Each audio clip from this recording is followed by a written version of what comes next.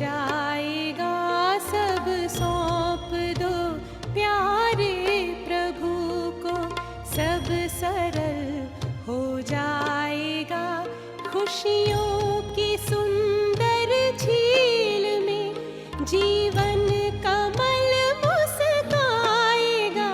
सब सौंप दो प्यारे प्रभु को।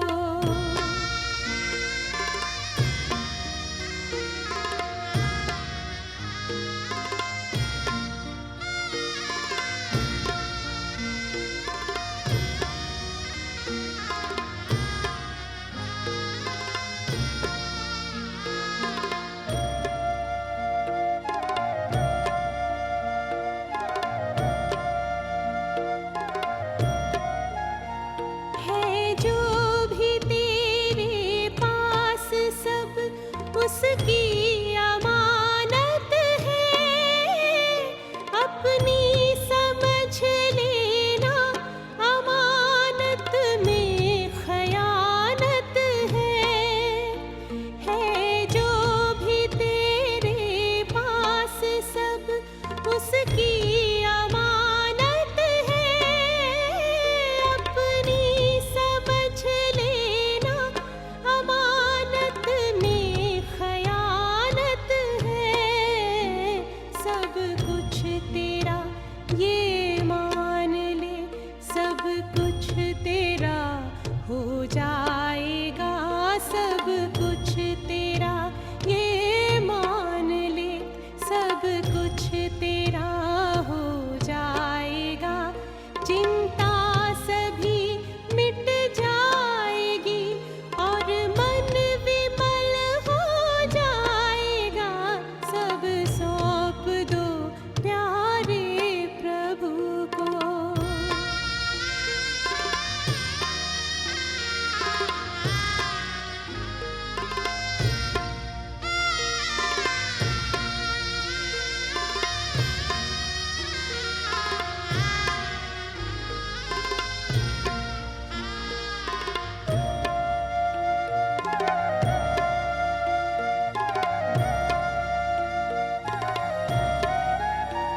आकाश से ऊंची तुम्हारी भावनाएं हो, दिल हो बड़ा सबके लिए शुभ कामनाएं हो। आकाश से ऊंची तुम्हारी भावनाएं हो, दिल हो बड़ा सबके लिए शुभ कामनाएं हो। कल्याण करता चल तेरा खुद ही भला हो जाएगा। कल्याण करता चल तेरा खुद ही भला हो जाएगा। आजाद हो पिंजरे से पंछी, फिर निकल उड़ जाएगा। सब सौंप दो प्यारे प्रभु को, सब सरल हो जाएगा। सब सौंप दो प्यारे प्रभु को, सब सरल हो जाएगा। खुशियों की सुंदर झील में जीवन कमल मुस्काएगा। सब सौंप दो प्यारे प्रभु को।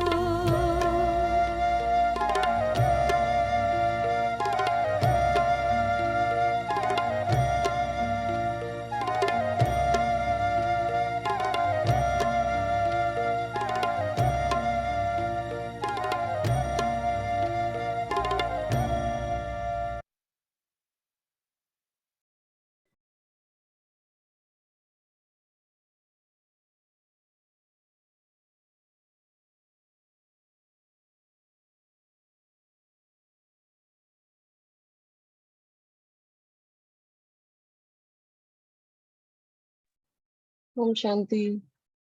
आज की मुरली की डेट है 15 दिसंबर 2010।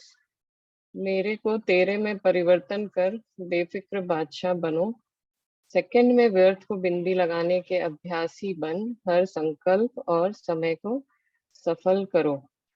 तो बाबा पिछले जब से ये वाला सीजन शुरू हुआ है तब से बाबा संकल्पों के ऊपर ध्यान खिंचा रहे हैं। आज बाबा ने विधि बताई है कि कैसे हम परिवर्तन क्या करें, मैं और ते को परिवर्तन कर दे तो कैसे बेफिक्र बादशाह बन सकते हैं। तो आज एक जो इसमें स्ट्राइकिंग बात लगी कि बाबा ने दो जो डबल ताजधारी बताते हैं, तो जनरली हम लोग का रहता है कि एक लाइट का ताज और दूसरा जिम्मेवारियों का ताज इस संगम युग पर बाबा ने आज इसमें एक बताया कि दूसरा जो ताज है वो है विकारों को जीतने का बादशाहपन का ताज।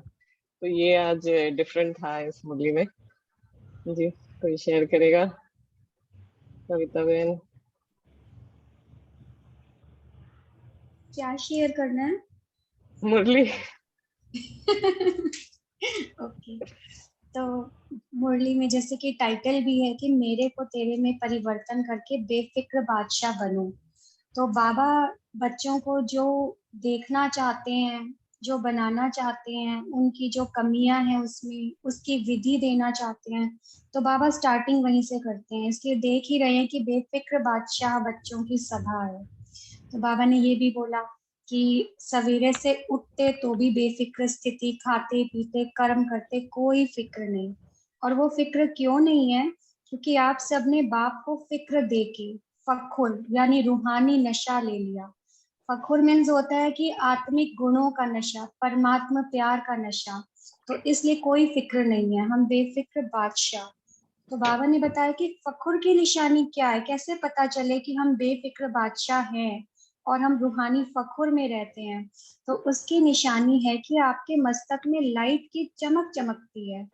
और अगर फिक्र है तो बोझ की टोकरी आ जाती है। फिर तो कहते हैं ना कि चेहरे को देख के ही लगता है कि कितना बेचारा बोझ से दबा हुआ है, ये तो टेंशन में लग रहा है, आप कुछ टेंशन में लग रहे हो, ऐसा बोलते हैं ना। तो वो फिक्र की टोकरियां आ जाती हैं।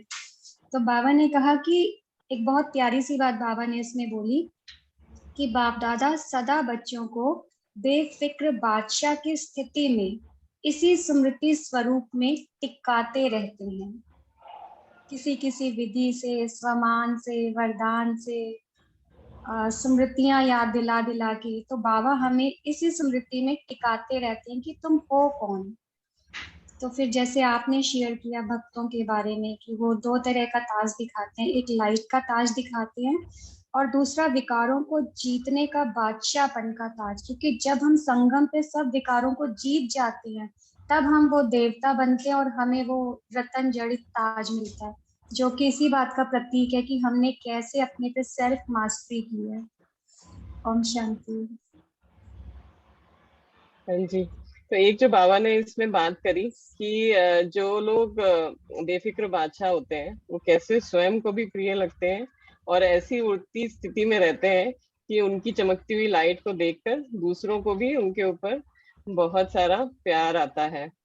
तो इसमें जो बाबा ने एक बात बोली, अभी आपने जो नशे की इतनी सारी बात बताई, तो अभी शायद कल की मुरली में ही था ना, नारायणी नशा, वो भी बाबा साकार मुरली में वर्ड यूज कर रहे थे।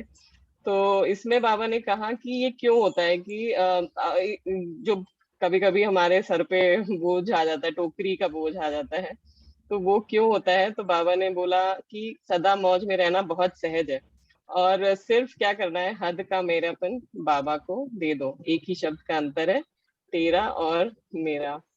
जी, और किसी को शेयर करना है आगे?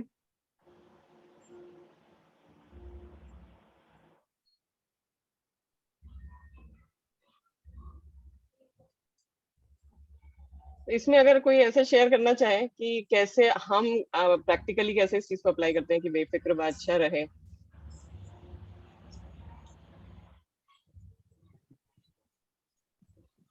मतलब कितना ऑफन हो पाता है अगर हम अपने आप को चेक करें कि फिक्र नहीं कर रहे हैं, बेफिक्र हो पाए। निधि बहन, आप कुछ शेयर करोगे?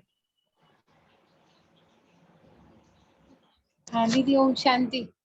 आज ना मुझे थोड़ी सी फिक्र हो गई थी आज। तो मैं सोच रही थी क्या हो गया है मुझे, मैं उसको निकाल नहीं पा रही थी। फिर ना और जो एक एक भाई जी ने बताया था कि जब कोई परेशानी होती है, योग नहीं लगता है, तो आप बाबा के गुणों का चिंतन करो।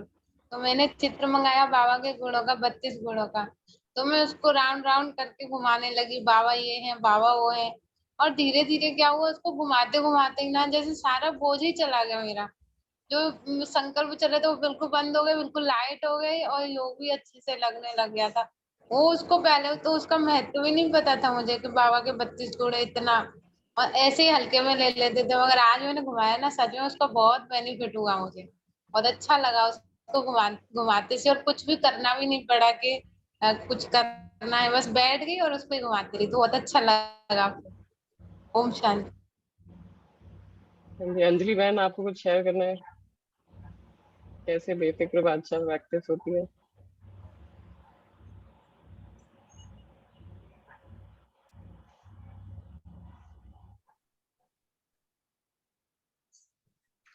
श्वेता बहन आप शेयर करेंगे? जी ओम शांति। जो बाबा को हम समझते हैं कि घर का हेड है, या फिर अगर हमने वो रिश्ता जोड़ा हुआ है, जैसे कि बड़े घर में जो बड़े होते हैं वो बड़ा होने का रिश्ता अगर बाबा से जोड़ा है, तो सारी बातें उस बड़े के रूप में उनको देखकर उनको पहले बता देते हैं। और दूसरी बात कि जो बाबा ने कहा है मेरे को तेरा करना, तो ये तो बहुत सटल लेवल तक, स्थूल से लेके सटल लेवल तक चेकिंग की बात है कि कितना हम मेरे को तेरा कर रहे हैं। मेरे मेरे संकल्प भी तेरे संकल्प है, तो बाप समान ही संकल्प हो मेरे।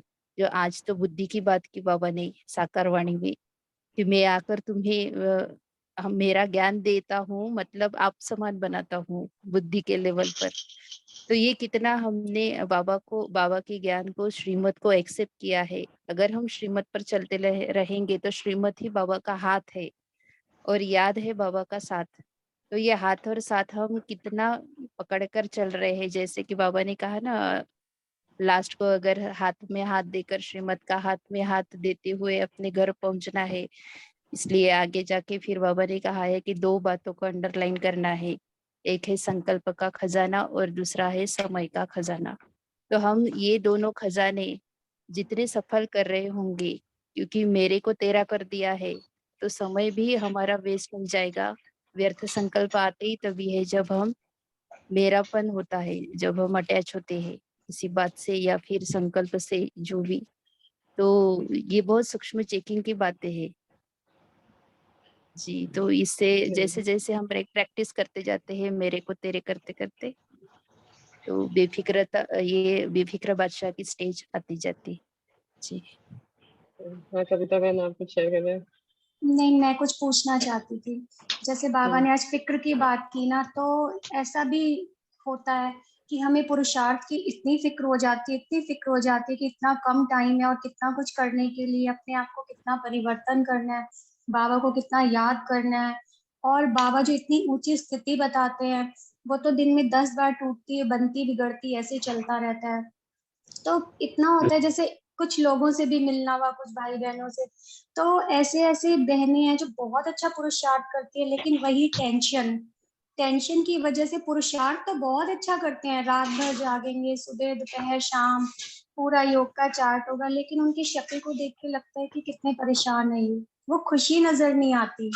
तो कुछ उसके बारे में गाइड किया जाए। हाँ जी, तो अटेंशन का टेंशन, इसमें तो भाई जी बताएंगे इसको कैसे टैकल करना है। मतलब एक तो हम लोग ऐसा समझने लगता है ना सब कुछ अभी अभी हो जाए, तो आई थिंक एक तो वो इशू है, बाकी तो भाई जी बताएंगे।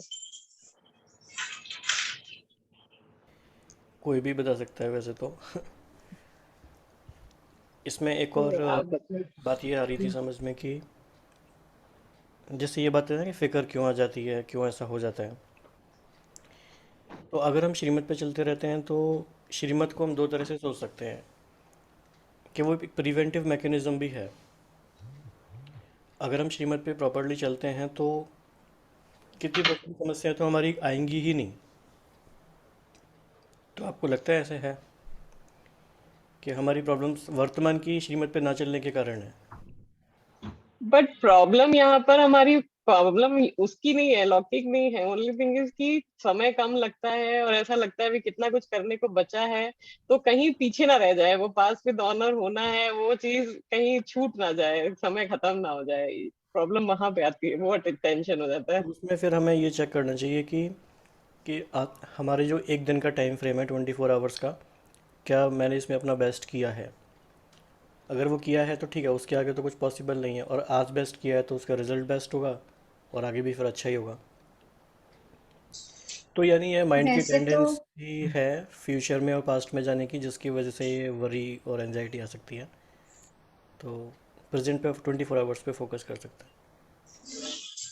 वैसे तो आज की मुरली में बाबा ने इसका आंसर भी दिया है कि आप जब से आए हो, जितनी आपके ज्ञान की एज है, उतने समय में अगर बाप दादा के दिल तक नशीन रहे हैं, मिट्टी में पाँव नहीं रखा है, तो उसी अनुसार रॉयल फैमिली में नजदीक संबंध में रहेंगे। तो ये बात भी मैटर करती है कि जब से ज्ञान में आया तब से लेके हमारा पुरुषार्थ कैसा रहा है। हमें कोई 20, 40 या 50 डेज वालों के साथ कम सॉरी ईयर्स वालों के साथ कंपटीशन नहीं करना है।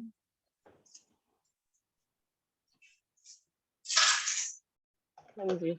हाँ, अभी भट्टी चालू हुई है जून मास की।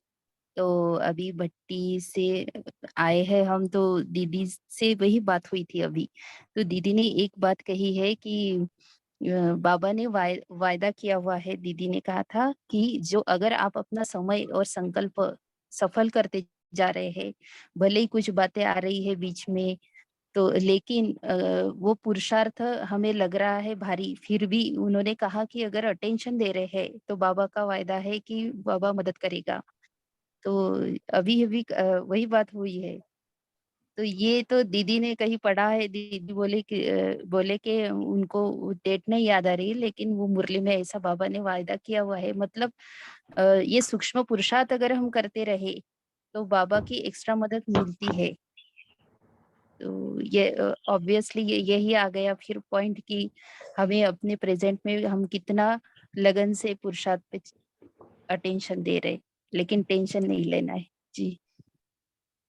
हाँ जी, तो जैसे भाई जी ने कहा कि ना पास्ट का वरी ना फ्यूचर की एंजाइटी, अगर हम प्रेजेंट में हैं और अगर हम जितना कर सकते हैं उतना कर रहे हैं, उसके बाद टेंशन लेने की जरूरत नहीं है, क्योंकि अब जितना समय है, जिस समय मिला है उतना ही कर सकते हैं, तो बस उतने में अपना बेस्ट करना है। इसमें एक बात हाँ ये जी, ऐड तो कर इसके सकते हैं हाँ जी। कि मान लीजिए कोई आत्मा कहती है, या उनसे हमें ऐसा लगता है कि ये इनको बहुत पुरुषार्थ का फिक्र हो गया है, तो वो कितना जेन्यून है, वो कितना एक्शन में विजिबल है। क्या सारे व्यर्थ को उन्होंने स्टॉप कर दिया है? क्या वो हाई इम्पैक्ट फोकस उनका अपने उस पर है सारी चीज़ों पे? लेकिन अगर इतना फिक्र लग रहा है पर हमारे एक्शन उनके संग अलाइनमेंट में नहीं है, तो फिर वो बहुत सुपरफिशियल है, उसका कोई फ़ायदा होगा नहीं। तो वो एक संस्कार है फिक्र करने का, ना कि पुरुषार्थ का फिक्र। हाँ जी। तो रीना सिंह बहन जी, हम लोग अभी बेफिक्र बादशाह की बात कर रहे थे कि कैसे बाबा आकर हम लोग को बेफिक्र बादशाह बनाते हैं। आपको कोई अपना एक्सपीरियंस शेयर करना है कि कैसे आप बाबा को कुछ दे देते हो, फिर बेफिक्र हो जाते हो? ओम शांति। हाँ जी। आपने रीना रीना ही बोला है ना? हाँ जी, हाँ जी, आपसे ही पूछ रहे हैं। जी।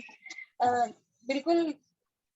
जब भी कुछ भी टेंशन होती है या फिर आपने अभी बोला फ्यूचर को लेके एंजाइटी और पास्ट को लेके, तो फिर बिल्कुल जब भी बाबा के बारे में सोचते हैं तो ऐसा लगता है कि फ्यूचर तो अब बाबा के ही हवाले है, तो फिर सोचने की जरूरत नहीं है। और एंजाइटी हो रही होती है काफी टाइम तक, और जैसे ही बाबा की 2-4 बातें याद कर लो तो वो एंजाइटी चली जाती है। तो उस टाइम पे बाबा बिल्कुल जरूर हेल्प कर देते हैं। और कम से कम 2-3 मिनट तो मन भटकता है कि ये होगा या ये हो गया, अब आगे ये वो, लेकिन जब बाबा की 2-4 बातें याद करो तो फिर वो एंजाइटी चली जाती है। वो मुझे आजकल एक्सपीरियंस हो रहा है 2-3 दिन से, ज्यादा हो रहा हाँ है। जी। पहले तो मैं पता नहीं एंजाइटी खत्म ही नहीं कर पाती थी, लेकिन अब मैं कंट्रोल कर पाती हूँ उसको। बाबा की चीजों को पढ़ लेती हूँ या देख लेती हूँ या सुन लेती हूँ, तो मैं कंट्रोल कर लेती हूँ अपने आप में। ये तो इसकी फ्रीक्वेंसी बढ़ाते रहना, यही जी पुरुषार्थ। हाँ जी, फिर इसके लिए ऐड कर आगे बाबा सकती हूँ? ने, हाँ हाँ बोलिए ना प्लीज। या मैं बाहर आई हूँ थोड़ा बोलने के लिए, तो ट्राई कर रही ओम हूँ कि शांति। बोलूँ। हाँ ओम जी, हाँ शांति। बिल्कुल। यहाँ पे जो बाबा बोलते हैं ना, बेफिक्र, तो अगर फिक्र होगा तो ही अगर फिक्र रहेगा तो बेफिक्र नहीं रह सकते हम। तो फिक्र क्यों आता है, बाबा ने एक मुरली में 72 की अव्यक्त वाणी में कहा है कि जब ज्ञान का सिमरन नहीं करोगे तो चिंता हर्षित नहीं रह सकते। तो सदा हर्षित रहने के लिए ज्ञान का चिंतन बहुत जरूरी है। ज्ञान का सिमरन, चिंतन तो हमेशा साकार वाणी में बोलते हैं बाबा की, ज्ञान का आप वो चर्निंग करो, तो उससे हमें हर्षित होते हैं। और ये वरदान तो स्पेशली मुझे मैंने अनुभव भी किया है कि बेफिक्र बादशाह, जब हम बाबा को सब कुछ सौंप देते हैं, जैसे आप सबने कहा, तो अपने आप ही फिक्र चला जाता है। ओम शांति। थैंक यू बाबा। Thank you. आज की मुरली में भी है कि विचार सागर मंथन करना है ज्ञान का। तो ज्ञान तो हमारा सबसे बड़ा अस्त्र शस्त्र है ही है, नॉलेज इज माइट। तो जब माइट साथ में रहती है तो माया चली जाती है।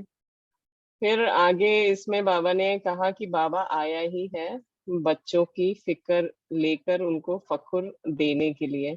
तो इसमें चेकिंग की बात बाबा क्या बता रहे हैं कि चेक करो मेरे में कभी कभी बहुत समय का संस्कार इमर्ज तो नहीं हो जाता है। तो जैसे आज की मुरली में भी था साकार में कि जीते जी मरकर हम बाबा के बने हैं। तो ये जो बहुत समय का संस्कार इमर्ज हो जाता है, जो पुराने जन्म का संस्कार इमर्ज हो जाता है, उसी की चेकिंग, जैसे अभी स्मिता बहन भी कह रही थी ना कि चेकिंग ही सबसे ज्यादा इम्पोर्टेंट है, कि जब हम चेकिंग करते रहेंगे तभी हम आगे की ओर बढ़ सकेंगे। तो इसमें और बाबा कह रहे हैं कि हर एक बच्चे को अपने को ये अटेंशन देना है कि सेकंड में बिंदी लगाने चाहो तो लगा सकते हो। तो अभी जैसे अगर 15 मिनट लगता है, फिर धीरे धीरे वो 10, 5, इस तरह करते करते हमको 1 सेकंड पर आना है। तो आने वाले समय में जो लक्ष्य है कि बाबा के साथ चलेंगे, तो वो कैसे होगा? बाबा तो सेकंड में बिंदु है, और सेकंड भी बिंदु है, और फुल स्टॉप भी बिंदु है। तो इतना अभ्यास है, तो अब से इस अभ्यास के अभ्यासी होंगे तो बाप समान श्रीमत का हाथ हाथ में देते हुए अपने घर पहुंच जाएंगे। फिर बात आई डबल अटेंशन अंडरलाइन करने की, जो बाबा ने कहा संकल्प का खजाना और दूसरा है समय का खजाना। तो आज बाबा ने समय के लिए बहुत सुंदर सुंदर बातें कही हैं। हाँ जी, कोई शेयर करेगा? एक साकार मुरली में शायद कल का ही था कि क्यों सब दुखी हैं और क्यों कोई इस चीज को एक्ट नहीं कर रहा है, क्योंकि उनको सृष्टि चक्र का ही पता नहीं है। तो अगर एक चीज से इस तरह से देखें कि हम अगर अगर किसी एक दिन घड़ी काम ना कर रही हो, या हम किसी तरह ऐसा हो कि हमें रियलाइज ही ना हो कि टाइम क्या हो रहा है, तो हम भी एक्चुअली में क्या हमको किस समय करना है वो शायद विस्मय हो जाए, और हम जो कर रहे हैं हम वही करते रहें। तो ये जो समय का जो बाबा बार बार हमको अटेंशन दिलाते रहते हैं कि ये संगम युग चल रहा है और ये कितना इम्पोर्टेंट है, इसके लिए हम अलग हैं, क्योंकि ये जो अमूल्य समय, विशेष समय है, इसको हमने पहचाना जो बाकी लोग नहीं पहचान पा रहे। लेकिन हमने पहचानने के बाद इसको कितना यूज किया, कितना यूटिलाइज किया, वो बाबा इसमें बता रहे हैं। हाँ जी, स्मिता बहन आप शेयर करेंगे? तो बाबा ने कहा है, एक संकल्प का खजाना और दूसरा है समय का खजाना। खजाने तो बहुत मिले हैं, ज्ञान का खजाना, शक्तियों का योग द्वारा जो भी मुख्य संपन्न बनने की युक्तियां है वो। लेकिन बाबा ने अंडरलाइन किया है कि संगम का समय सारे कल्प में अमूल्य विशेष समय है। इस समय ही जितनी प्राप्ति करने चाहो उतनी कर सकते हो, क्योंकि यह एक जन्म महान जन्म है। एक जन्म में अनेक जन्मों की प्रारब्ध बनाने का है। संगम युग का समय 1 सेकंड भी गंवाना नहीं है, क्योंकि 1 सेकंड का कनेक्शन अनेक जन्मों के साथ है। जमा करने का 1 वर्ष अनेक वर्षों की प्राप्ति का है। इसलिए इस समय की वैल्यू सेकंड या मिनट नहीं, 1 घंटा भी महान है, 1 सेकंड भी महान है। और संकल्प इस संगम के जन्म का विशेष आधार है। तो बाबा ने कहा, योग लगाते हो तो मन मना भव कहते हो, और यह आधार है फाउंडेशन का। मन का काम ही है संकल्प करना, और संकल्प द्वारा ही याद के यात्रा की अनुभूति करते हो। एक दो में भी खास भिन्न भिन्न संकल्प देके अभ्यास भी कराते हो। तो चेकिंग की बात की बाबा ने कि समय की रफ्तार सारे दिन में चलते फिरते कर्म करते संबंध में आते अमूल्य रूप से रही, क्योंकि समय अमूल्य है, संकल्प सर्वशक्तिवान बनाता है। तो ये वो ऑब्वियसली लाइन संकल्प बहुत अगर इंपॉर्टेंट लगी। हाँ, संकल्प राइट, सर्वशक्तिमान ये संकल्प बना। बहुत बहुत सर्वशक्तिवान होंगे इम्पोर्टेंट तो लाइन है। हाँ जी भाई जी, तो आप इसमें कुछ ऐड करना चाहेंगे कि कैसे आज जो समय हमारा ऐसे डिस्ट्रैक्टेड उसमें चला जाता है, तो एक बार कि हाउ टू रिमेन फोकस्ड, जो बाबा एक एक सेकंड के लिए कहते रहते हैं। इसमें तो आई थिंक आप भी काफ़ी एक्सपीरियंस आपको हो गया, आप ऐड कर सकते हो। आप बताएं। एक और मुरली है ना, संकल्प की एनर्जी भाग्य की एनर्जी है। तो ये बहुत जब गहराई से बात समझ में आ जाती है तो फिर हम कभी ये क्वेश्चन नहीं पूछेंगे और ये बात नहीं आएगी कि हमारा भाग्य ऐसा क्यों है, क्योंकि हमें पता है कि संकल्प ही सर्वशक्तिवान है और वो हर पल अपना भाग्य हम उससे बना ही रहे हैं, वो हमारे कंट्रोल में है, हमारे हाथ में है। पहले हमें पता नहीं था कॉज एंड इफेक्ट कि ऐसा क्यों हो रहा है, अब तो हमें क्लैरिटी है, कम्प्लीटली एब्सोल्यूट क्लैरिटी है कि I can create anything, I am the creator. तो संकल्प ही हमारे पास सबसे बड़ी शक्ति है, उसके वो क्लैरिटी धूमिल नहीं हो उसके लिए कैसे, मतलब पता है, नॉलेज सब कुछ है, लेकिन वो ड्यूरिंग द डे कहीं ना कहीं वो फेड हो जाती है क्लैरिटी। उसके लिए आई थिंक थोड़ा साइलेंस हमें ज़्यादा चाहिए, अवेयरनेस ज़्यादा चाहिए। जितनी ज़्यादा साइलेंस होगी वो हमें समझ में आएगा कि हमारे संकल्पों का असर कैसे हो रहा है हमारे ऊपर, चारों ओर, सभी बातों पे। हर संकल्प जो हम करते हैं, हर बात जो हम बोलते हैं, उसका कॉन्सिक्वेंस है, इम्पैक्ट है। तो जितना शांत होंगे तो फिर हम समझ पाएंगे। इसमें और किसी को कुछ शेयर करना है समय के बारे में?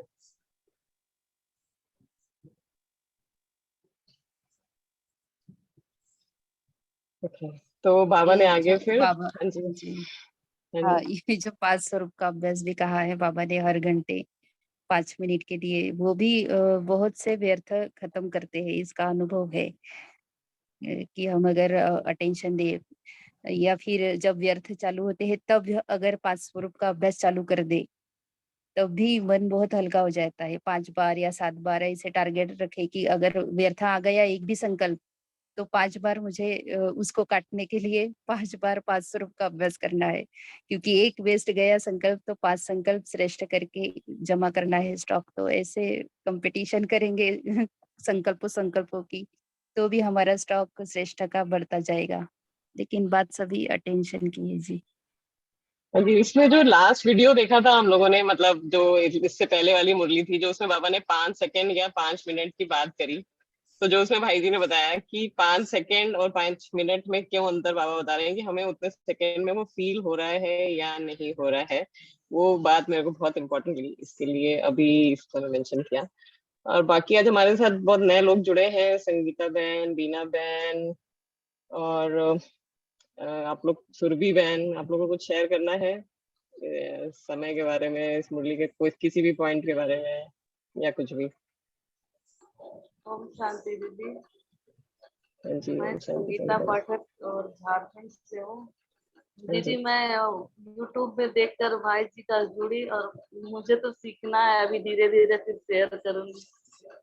अभी हाँ जी, अभी समझने में थोड़ा टाइम दीजिए, फिर करूंगी दीदी। ओम शांति। तो मुरली पढ़ते हैं, आज की जी मुरली दीदी। पढ़ी है? हाँ जी। जी नहीं, ओके। उसको मत थोड़ा बहुत पढ़ पाई, नहीं कर पाई, समझ के बोली करूंगी फिर से। हाँ जी। जी बीना बहन, सुरभि बहन, आपको कुछ शेयर करना है?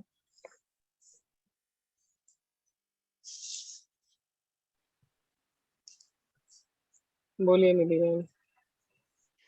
दीदी, जो बताया ना बेफिक्र बादशाह का, तो उसके लिए मुझे हम्म। थोड़ा शेयर करना है। जैसे ना मैं कभी भी बैठे रहती हूँ ना, अचानक ही मुझे ऐसी फीलिंग आने लग जाती है संकल्प के मेरे बड़े जन्म में से कोई शरीर ना छोड़ दे। और ये फिक्र है ना इतनी ज्यादा होती है मुझे कि एकदम से माइंड को ब्लॉक कर देती है जैसे। तो मैंने ना दीदियों को बताया ऐसे ऐसे मुझे होता है दीदी। तो फिर उन्होंने बताया ऐसा ये संकल्प अगर हमें आते हैं तो यही हमारे साथ होने लग जाएगा। तो और ही डर मुझे एकदम से।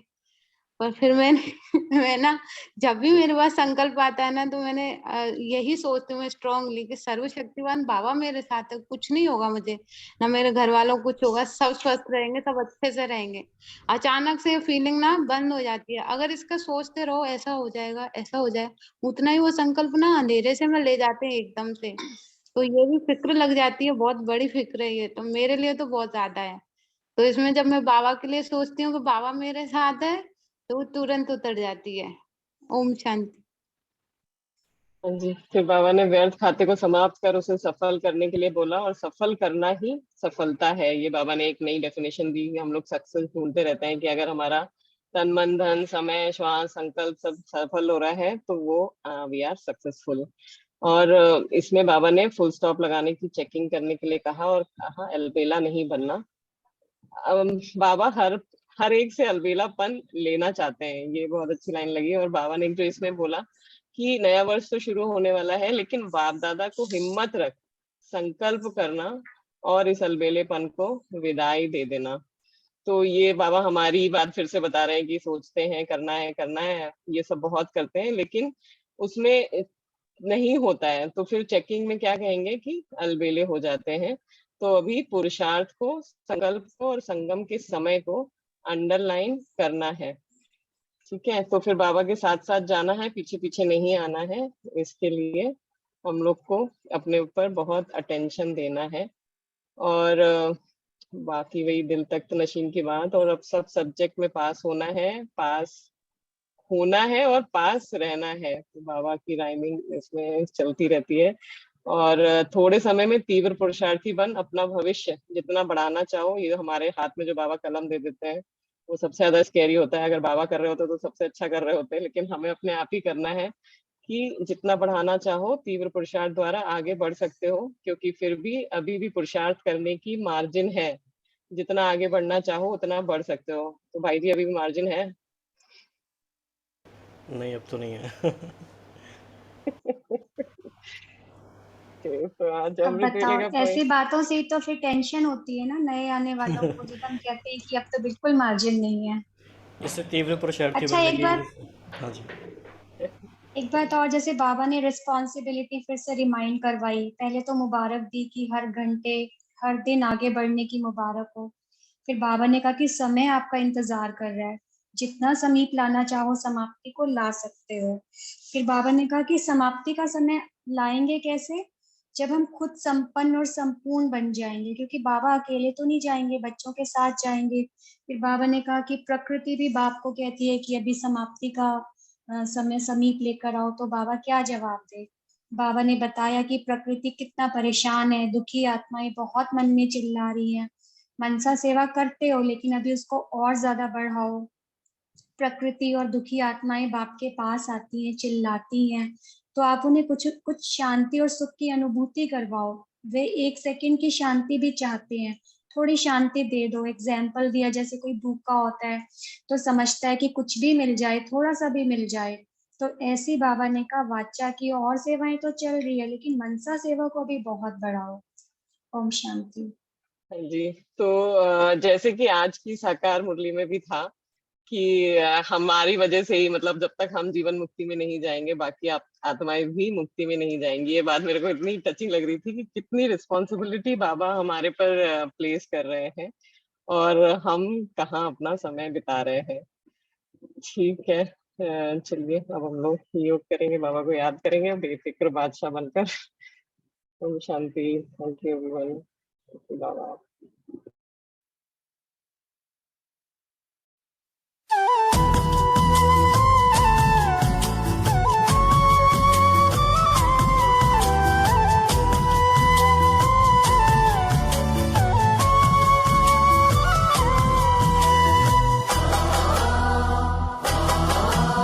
तुम्हें सौंप कर सब चिंता फिकर, तुम्हें सौंप कर सब चिंता फिकर, देह दुनिया से हम हो गए बेखबर।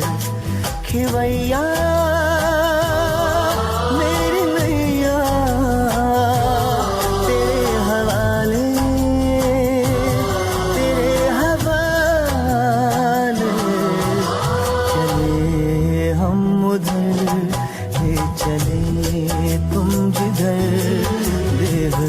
दुनिया से हम हो गए बेखबर कि भैया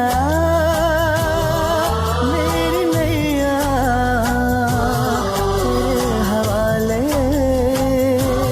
तेरे हवाले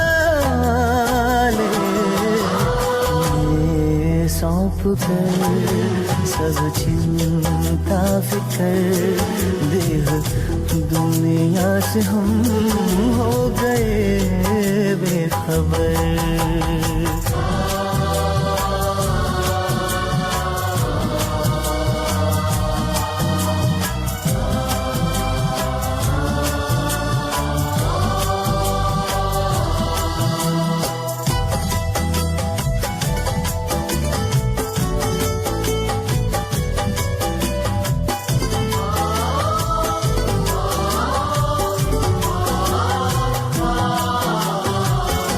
सोचूं भी क्या सोचने से भी पहले बन जाते काम मेरे करने से पहले।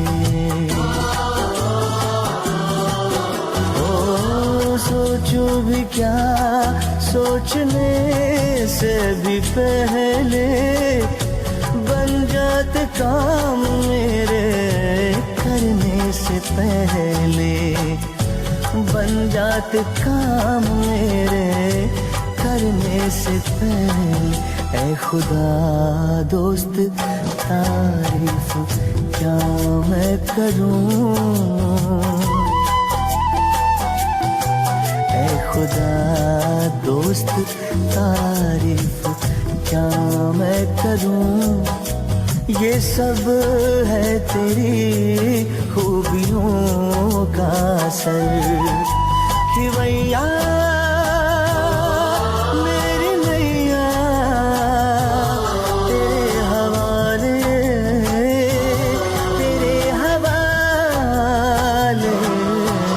चले हम उधर ले चले तुम जिधर देह दुनिया से हम हो गए बेखबर।